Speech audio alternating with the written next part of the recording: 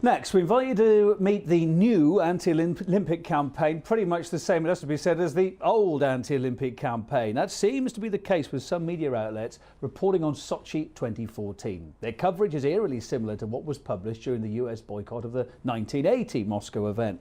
RT's Gani Chichikan next compares now to then.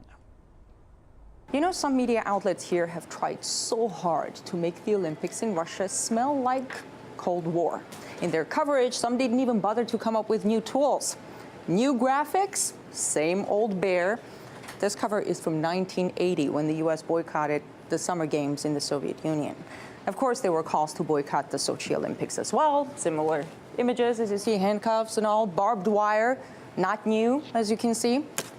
Andrew Craig, who wrote several books about news coverage in America, is here with me to chat about all this sea of negativity. Thank you so much for coming.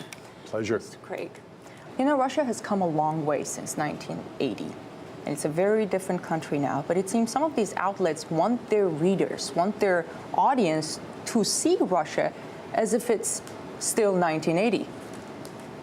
Well, these are very familiar themes, both to the public, but also to the owners and many of the old-time reporters. So people fall into a comfortable pattern that actually extends back many decades and is quite apparent if you look for it, as you've done. And it's quite clear that people took the old magazine covers and said, let's just update it for this Olympics. Stereotypes are strong. Exactly, and you know, they call it the news industry, but in many ways people like the old industry, but the old themes, but call it news. But sometimes, you know, in the middle of this sea of negativity, you sometimes see reports like the one I saw in the New Republic. The author went to a popular gay bar in Sochi and writes about how desperate foreign journalists are trying to find traces of gay persecution there, and they can't. Those they talk to say no one is bothering them except journalists.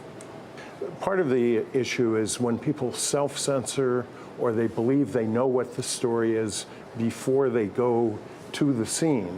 And what you're describing sounds like a classic case that happens all over the place, where reporters think they know what the story is, and all they're trying to do is find someone to attach a name and a face to the story that's almost written in the reporter or editor's head. Mr. Craig, thank you. Thank you. You know, even Russians who are critical of the government found this old school smear campaign upsetting. But for most, it's like in the old Russian saying, the dogs bark, but the caravan moves on. So let them bark.